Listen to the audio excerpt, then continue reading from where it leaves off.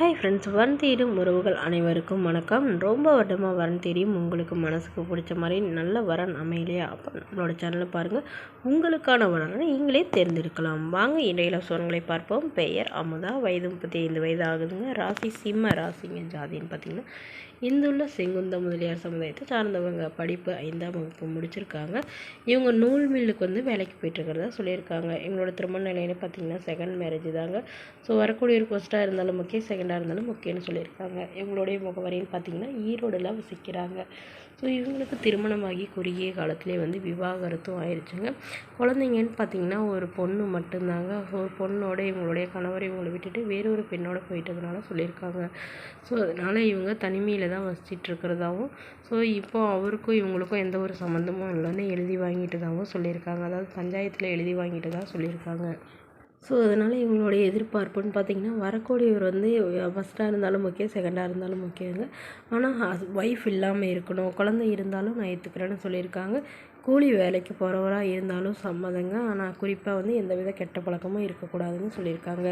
மணமகளுடைய அப்பா தன்னோட பொண்ணுக்கு ஒரு 5 சவரன் நகை போடுறதாகவும், அது இல்லாமல் என்னால் முடிஞ்சளவு ஓரளவு சின்சனத்தெல்லாம் செய்வோன்னு சொல்லியிருக்காங்க. இவங்க சாதாரண குடும்பத்தை சார்ந்தவங்க தாங்க. மணமகனுக்கு ஒரு சொந்த வீடு மட்டுமாவது இருந்தால் பெட்டராக இருக்கும்னு எதிர்பார்க்குறாங்க. வாடகை வீடாக இருந்தாலும் பிரச்சனை இல்லைன்னு சொல்லியிருக்காங்க.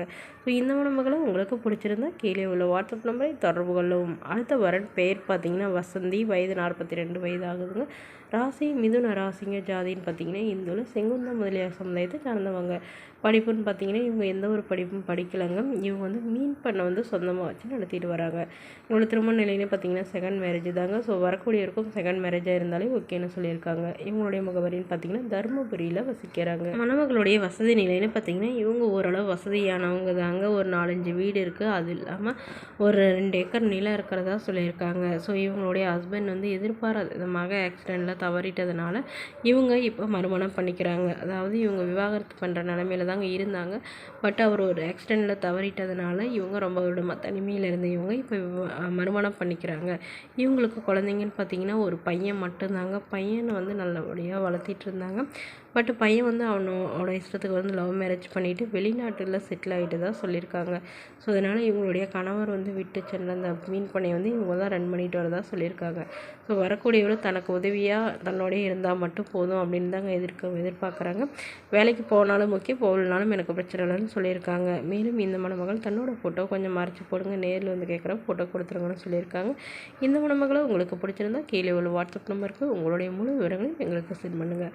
நாங்கள் இந்த மணமகள் வீட்டாருக்கு அனுப்பி வைத்து இவங்களுக்கு ஓகேங்கிற பட்சத்தில் மணமகள் வீட்டாரின் ஃபோன் நம்பர் இலவசமாக வழங்கப்படுங்க. இது மாதிரி இலவசங்கள் உடனுக்குடனே உங்களுடைய ஃபோனை தெரிஞ்சுக்கணும். நம்மளோட சேனல் சப்ஸ்கிரைப் பண்ணி அருகில் உள்ள பெல் ஐகானை கிளிக் பண்ணிக்கோங்க. தேங்க்யூ.